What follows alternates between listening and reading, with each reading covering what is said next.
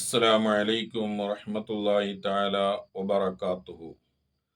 പ്രിയമുള്ള മോമിനാത്തുകളെ, നാം ഒരാളെയും ചീത്ത പറയരുത്. പ്രത്യേകിച്ച് ഉസ്താദുമാരെ ചീത്ത പറയുന്നത് നമ്മുടെ ആഖിബത്ത് മോശമാകാനും സൂഉൽ ഖാത്തിമായി മരണപ്പെടാനും കാരണമായി പോകും.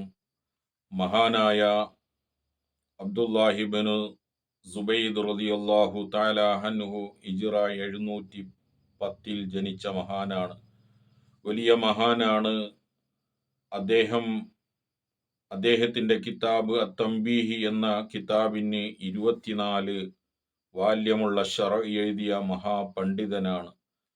അദ്ദേഹത്തിന്റെ പ്രസക്തി, അദ്ദേഹത്തിന്റെ സ്ഥാനം ഒരുപാട് സ്ഥലങ്ങളിൽ അറിയപ്പെട്ടിട്ടുണ്ട്. മഹാനായ ജമാലുൽ മിസ്രി റളിയല്ലാഹു അൻഹു പറയുന്നു, ഇത്രയും വലിയ പണ്ഡിതൻ അവസാനം മരിക്കുമ്പോൾ ഞാൻ കണ്ടിട്ടുണ്ട്. അദ്ദേഹത്തിന്റെ നാവ് പുറത്തേക്ക് നീണ്ടിരിക്കുന്നു, മുഖം കരിവാളി തേച്ചിരിക്കുന്നു, അഥവാ കറുത്തുപോയിരിക്കുന്നു മുഖം. ഇതിനൊക്കെ കാരണം മഹാനായ ഇമാം നവവി റളിയല്ലാഹു അൻഹുവിനെ ചീത്ത പറഞ്ഞതാണ് കാരണം. അതുകൊണ്ട് എൻ്റെ ഈ ചാനൽ കാണുന്ന ഓരോ മുഅ്മിനാത്തുകളും മനസ്സിലാക്കണം, നാം ഒരാളെയും ചീത്ത പറഞ്ഞു പോകരുത്. പ്രത്യേകിച്ച് ഉസ്താദുമാരെ, പണ്ഡിതന്മാരെ ചീത്ത പറഞ്ഞാൽ അവന്റെ ആഖിബത്ത് മോശമായി പോകും.